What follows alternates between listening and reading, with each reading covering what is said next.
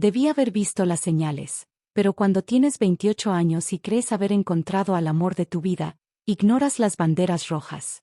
Las excusas. Las pequeñas crueldades disfrazadas de honestidad brutal. Los comentarios sobre cómo tu familia se cree superior porque papá era magistrado del Tribunal Superior. Conocí a Javier Ruiz en una cafetería cerca de la universidad donde yo enseñaba psicología educativa. Era encantador, atento, diferente a los hombres que papá típicamente aprobaba. Quizás por eso me atrajo más. Quería demostrar que podía tomar mis propias decisiones, que no necesitaba la aprobación paterna para cada aspecto de mi vida. Tu padre es el famoso juez González, ¿verdad? Preguntó Javier en nuestra tercera cita, con tono casual que ahora reconozco como calculado. Sí, pero prefiero no hablar de eso, respondí. Quiero que la gente me conozca por quien soy, no por lo que hace mi papá. Javier sonrió. Me parece perfecto, Sofía. Eres fascinante por ti misma. Mentira número 1 de muchas. Nos casamos 8 meses después en ceremonia pequeña. Papá asistió, pero noté su reserva. Mamá había muerto 2 años antes de cáncer, y papá se había vuelto más protector, más cauteloso. Después de la boda, me llevó aparte. Sofía, investigué a Javier, admitió con expresión seria. Tiene historial de demandas por deudas impagadas. Problemas con tarjetas de crédito.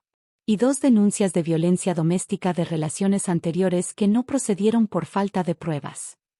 Papá, por favor, lo interrumpí, molesta. No puedes investigar a todas las personas en mi vida como si fueran criminales. Javier me contó sobre sus problemas financieros pasados. Está cambiando. Y esas denuncias fueron venganzas de exnovias despechadas. Papá suspiró. Sofía, he sido juez de lo familiar por 20 años. He visto este patrón 1000 veces. Solo, prométeme que si algo pasa, si algo te hace sentir insegura, me llamarás inmediatamente. Nada va a pasar, aseguré con la confianza estúpida de quien no ha experimentado verdadera crueldad. Los primeros 3 meses fueron perfectos. Javier era atento, romántico, todo lo que soñé. Nos mudamos a un departamento modesto que yo pagué con mi salario de profesora. Javier estaba entre empleos, buscando la oportunidad correcta en ventas. El primer cambio ocurrió cuando mencioné que papá nos había regalado 100,000 pesos para el enganche de una casa. ¿Solo 100,000? Preguntó Javier con tono que nunca había escuchado antes. Tu padre es magistrado. Gana millones. ¿Y nos da limosna? Papá es generoso, pero responsable, expliqué incómoda. No cree en darnos todo hecho. Quiere que construyamos nuestro propio patrimonio. Construir nuestro patrimonio, repitió Javier con risa amarga. Mientras él vive en su casa enorme de las Lomas. Debe ser agradable ser tan responsable cuando ya tienes todo. Esa noche discutimos por primera vez. Javier dijo cosas hirientes sobre mi familia, sobre mi privilegio, sobre cómo yo no entendía las luchas de gente normal. Me disculpé, aunque no estaba segura de que había hecho mal. Después de eso, todo empeoró gradualmente. Javier comenzó a criticar mi ropa, muy conservadora, pareces monja, mis amigas, creídas que se creen mejor que yo, mi trabajo, jugar a la maestra mientras yo busco empleo real. Cada crítica venía envuelta en solo trato de ayudarte a mejorar, o es por tu bien. Cuando finalmente encontró trabajo en una concesionaria de autos, pensé que mejoraría. Pero el dinero que ganaba desaparecía misteriosamente. Cuando preguntaba, explotaba. Ahora me controlas como tu padre controla sus casos, gritaba. No soy uno de sus criminales para interrogar. Empecé a caminar sobre cáscaras de huevo. Medía cada palabra, cada acción, tratando de evitar sus explosiones. Dejé de ver a mis amigas porque causaba pleitos. Dejé de mencionar a papá porque provocaba rants de 2 horas sobre familias privilegiadas. 6 meses después de la boda, Javier me empujó por primera vez. Fue durante una discusión sobre facturas. Yo había pagado la renta sola otra vez, y sugerí que necesitábamos presupuesto. Javier se acercó demasiado, su cara roja de furia, y cuando intenté retroceder, me empujó contra la pared. No me hables como si fueras superior, Siseo. Tu dinero no te hace mejor que yo. Se disculpó después, llorando, jurando que nunca pasaría otra vez. Yo quería creerle. Desesperadamente. Pero pasó otra vez. Y otra. Nunca lo suficientemente fuerte para dejar marcas visibles. Siempre seguido de disculpas, flores, promesas. Papá llamaba semanalmente, pero yo había perfeccionado el arte de sonar normal por teléfono. Todo bien, papá. Ocupada con trabajo. Te llamo pronto. Colgaba antes de que pudiera hacer más preguntas. El punto de quiebre llegó 3 meses atrás. Javier había perdido su trabajo, culpa de su jefe idiota que no reconocía talento. El dinero se acabó. Las deudas crecieron. Y su temperamento explotó completamente. Llama a tu padre, exigió una noche. Dile que necesitamos dinero. 50,000 pesos. Es nada para él. No puedo pedirle eso, Javier. Tenemos que resolver esto nosotros. Me abofeteó. Fuerte. Mi oído zumbó y sentí el sabor metálico de sangre donde mis dientes cortaron mi mejilla interna. Eres una estúpida inútil, escupió. Tienes acceso a un juez poderoso y ni siquiera sirves para eso. ¿Para qué te casé? Esa noche, mientras Javier dormía, busqué en mi teléfono. Encontré el número de una organización de ayuda a víctimas de violencia doméstica. Marqué con manos temblorosas. Centro de apoyo integral. ¿En qué podemos ayudarle? Yo, creo que necesito ayuda, susurré desde el baño, agua corriendo para disimular mi voz. La trabajadora social, Daniela, fue amable pero directa. ¿Estás en peligro inmediato? No, no ahora. Está dormido. Tiene armas. No que yo sepa. ¿Tienes lugar seguro donde ir? Pensé en papá. En su casa enorme y vacía desde que mamá murió. Pero admitir que necesitaba ayuda significaba admitir que él tenía razón. Que había ignorado todas las advertencias. Mi orgullo estúpido todavía me controlaba. Tengo opciones, mentí. Daniela no se lo creyó. Mira, voy a darte información importante. Pero necesitas prometerme que la vas a usar si la situación empeora. ¿De acuerdo? Me explicó sobre órdenes de protección, refugios, recursos legales. Tomé notas en mi teléfono, escondiéndolas en una carpeta que Javier nunca revisaría. Una cosa más, añadió Daniela. Mencionaste que tu padre es magistrado. Francisco González. Sí, admití, sorprendida de que lo conociera. Es el mejor juez de violencia doméstica en el estado, dijo con respeto obvio. Ha salvado cientos de vidas con sus sentencias. Sofía, si eres su hija, él querría saber que estás en peligro. No puedo decirle, susurré, lágrimas finalmente cayendo. No puedo admitir que arruiné mi vida exactamente como él predijo. El amor no arruina vidas, Sofía. Los abusadores sí. Y reconocer que necesitas ayuda no es debilidad. Es supervivencia. Colgué antes de que pudiera convencerme de hacer algo precipitado. Pero guardé la información. Documenté cada incidente en un diario secreto en mi laptop. Tomé fotos de moretones, aunque fueran pequeños. Me preparé. La explosión final ocurrió hace 2 semanas. Javier recibió notificación de demanda por deudas de tarjetas de crédito. Más de 200,000 pesos acumulados sin que yo supiera.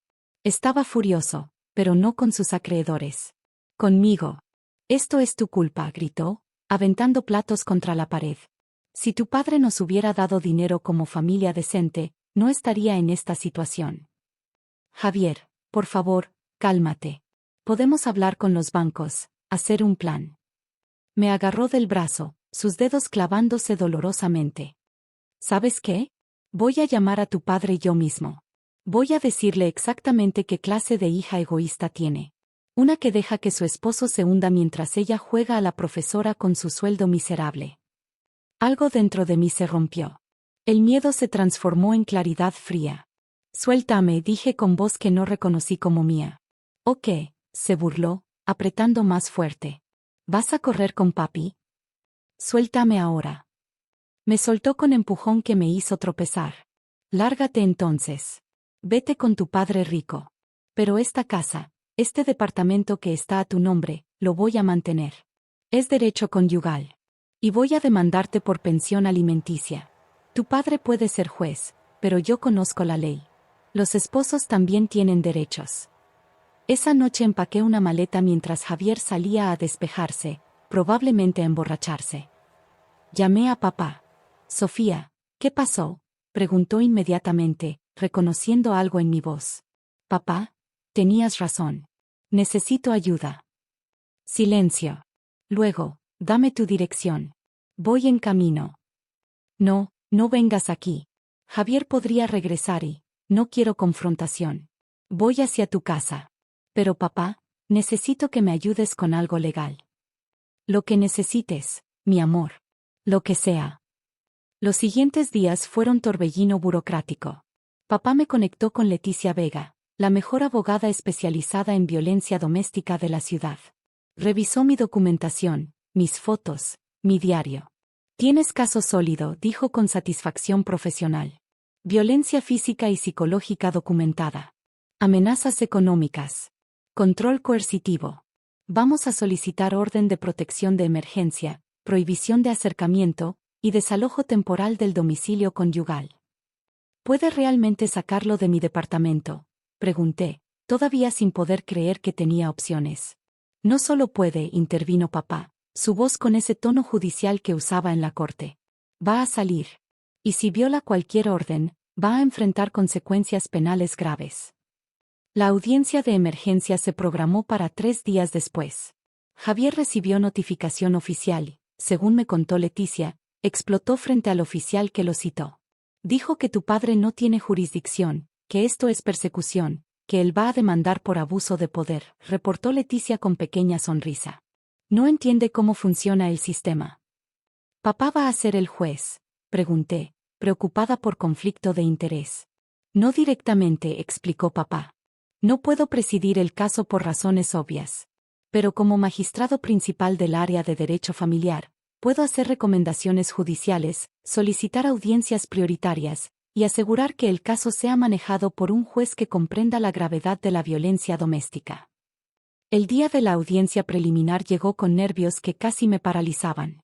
Papá no podía acompañarme a la sala, protocolo judicial, pero Leticia estaba a mi lado y eso ayudaba. Javier llegó con su propio abogado, un hombre de aspecto descuidado que claramente trabajaba por honorarios mínimos. Javier me lanzó miradas asesinas desde el otro lado de la sala. Esto es ridículo, dijo lo suficientemente alto para que yo escuchara. Órdenes de protección por pleitos maritales normales. Exageración dramática. El juez asignado, magistrado Ernesto Campos, un colega de papá por 30 años, entró y la sala se llamó a orden. Revisó los documentos preliminares con expresión seria. Señora Ruiz, se dirigió a mí. Todavía usaba ese apellido legalmente, algo que planeaba cambiar pronto. ¿Ratifica su solicitud de orden de protección de emergencia contra su esposo? Sí, su señoría, respondí, voz más firme de lo que esperaba. ¿Y usted, señor Ruiz, entiende las acusaciones presentadas contra usted? Son mentiras, escupió Javier. Mentiras fabricadas por una mujer despechada que quiere robarme todo. Su padre es juez y está usando esa influencia para destruirme. El magistrado Campos levantó una ceja.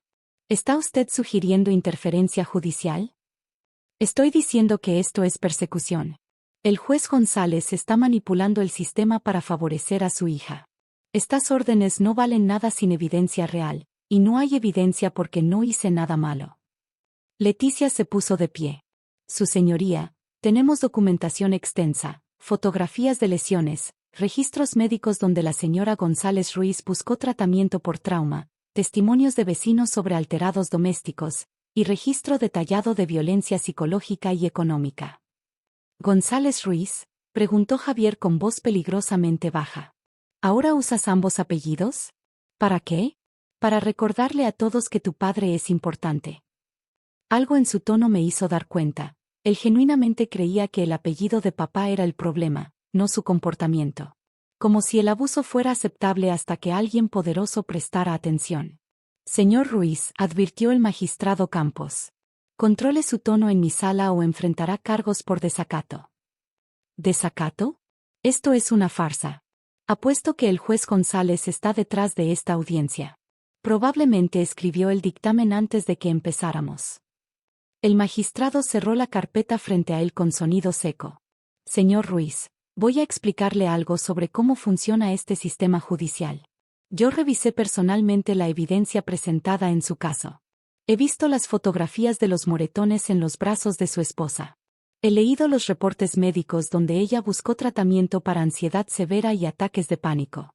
He visto sus mensajes de texto amenazantes que fueron presentados como evidencia. Se inclinó hacia adelante. No necesito que el magistrado González me diga qué hacer. La evidencia habla por sí misma. Y basándome en esa evidencia, voy a emitir una orden de protección de emergencia. Esto es una conspiración, gritó Javier, poniéndose de pie. Su abogado intentó calmarlo, pero él lo apartó. ¿Saben qué? No importa. Esas órdenes no valen nada. Mi abogado dice que ningún juez puede quitarme mis derechos sin prueba real. Y fotos de moretones no prueban nada. Ella pudo haberse golpeado sola.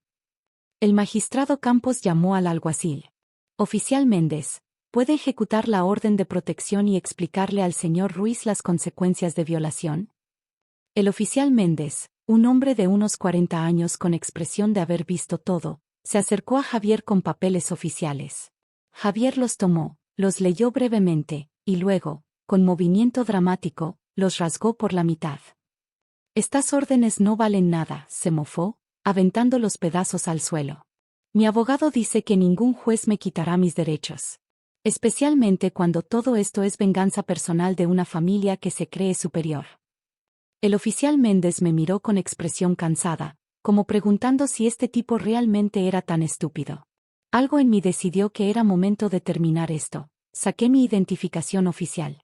No la credencial de elector normal, sino mi identificación completa con nombre completo, filiación, y toda la información que nunca compartía con extraños. Oficial Méndez, dije con calma que sorprendió incluso a Leticia. Tal vez debería preguntarle al magistrado Francisco González Mora, mi padre, sobre estas órdenes que aparentemente no valen nada, punto. Mostré la identificación. Sofía González Mora. Hija del magistrado Francisco González Mora. La sonrisa de superioridad de Javier se esfumó instantáneamente. Su cara pasó de roja de furia a blanca de terror en segundos. El oficial Méndez tomó su radio. Central. Necesito confirmar autorización judicial especial en caso de violencia doméstica. Expediente González contra Ruiz. Confirmar si hay instrucciones especiales del magistrado González. La respuesta llegó clara por el radio. Confirmado, oficial. Orden firmada personalmente por el magistrado Francisco González Mora. Proceder con ejecución completa de todas las medidas de protección. Prioridad máxima. Cualquier violación debe reportarse directamente al magistrado. Espera, tartamudeó Javier, todo subrevado u desaparecido. Yo no sabía, quiero decir, ella siempre decía que su padre era juez, pero no pensé. ¿No pensaste qué? Preguntó el magistrado Campos con voz peligrosamente tranquila. ¿No pensaste que tus acciones tendrían consecuencias? ¿No pensaste que abusar de la hija de un magistrado podría resultar en escrutinio legal apropiado? No fue abuso, protestó Javier débilmente. Solo discusiones normales de pareja. Discusiones normales. Leticia abrió su carpeta de evidencias. ¿Empujones contra paredes son normales? ¿Abofetear a su esposa hasta sangrar es normal?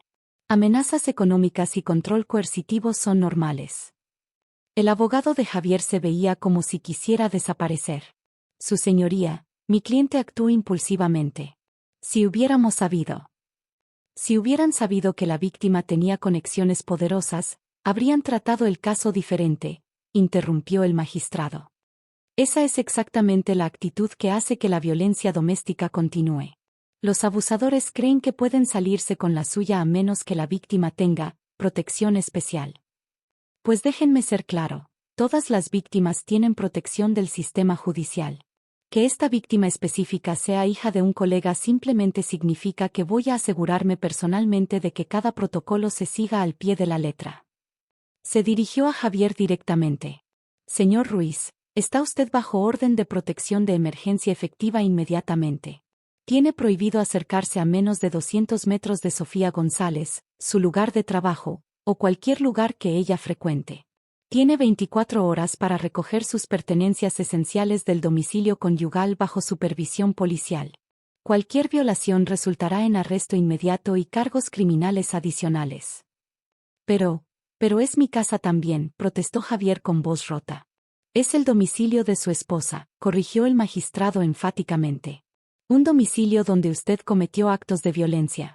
No tiene derecho de permanecer ahí mientras exista riesgo para la seguridad de ella. Golpeó su mazo.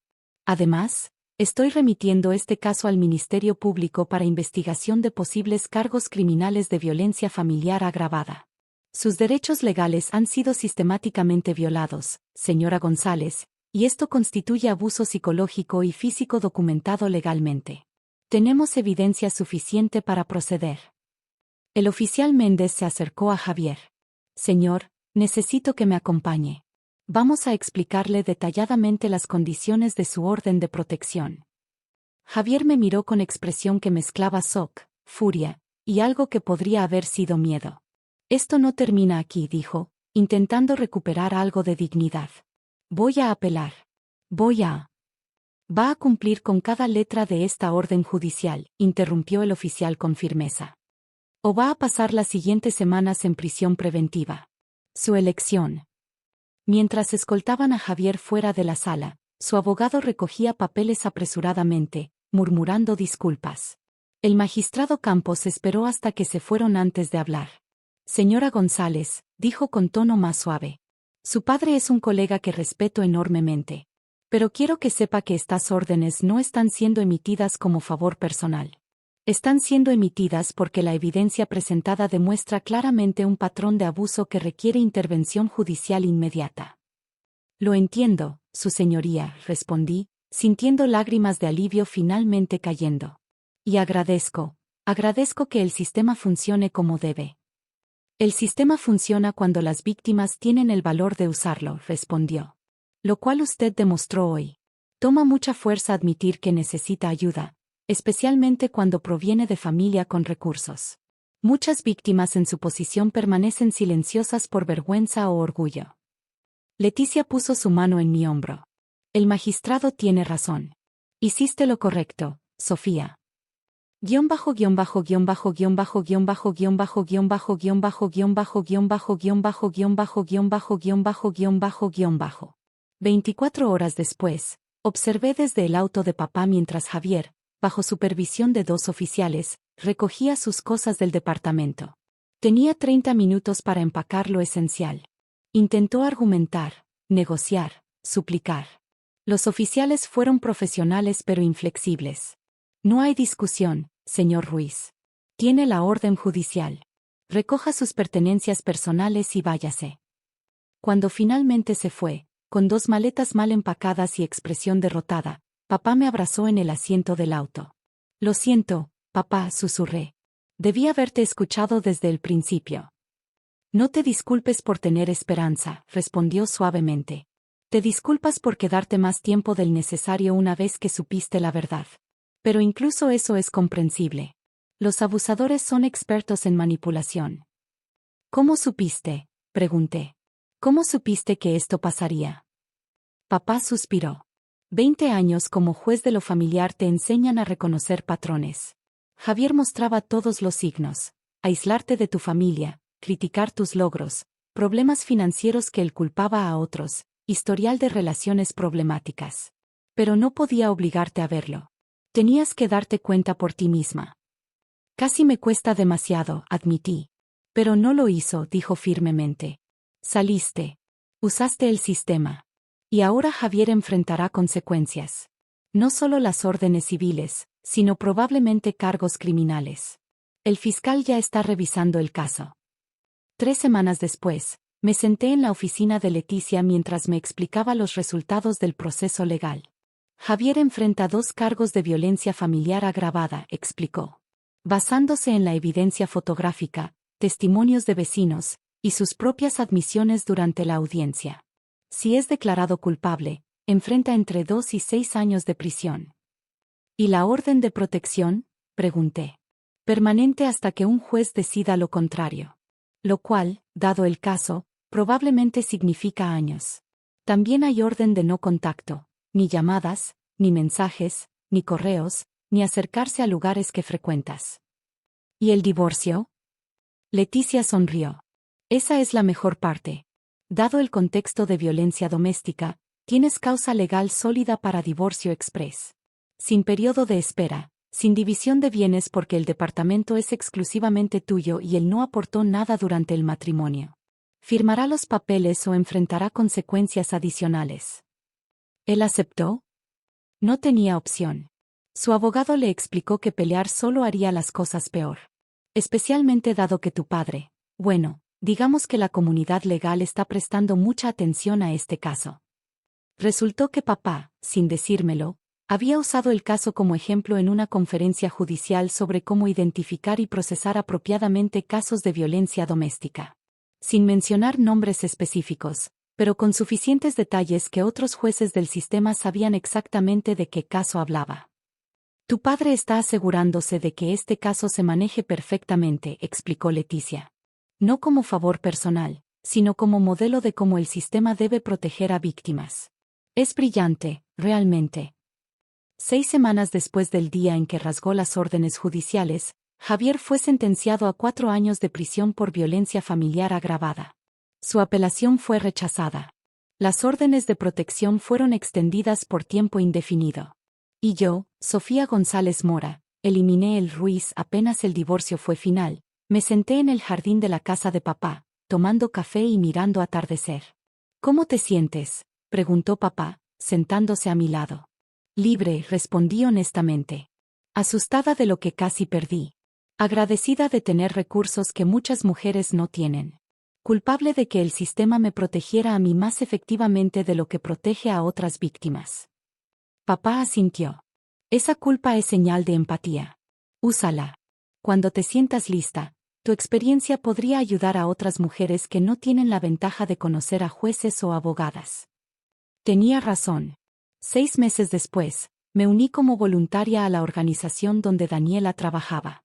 Di talleres sobre violencia doméstica, sobre cómo reconocer señales de advertencia, sobre cómo usar el sistema legal incluso sin conexiones poderosas.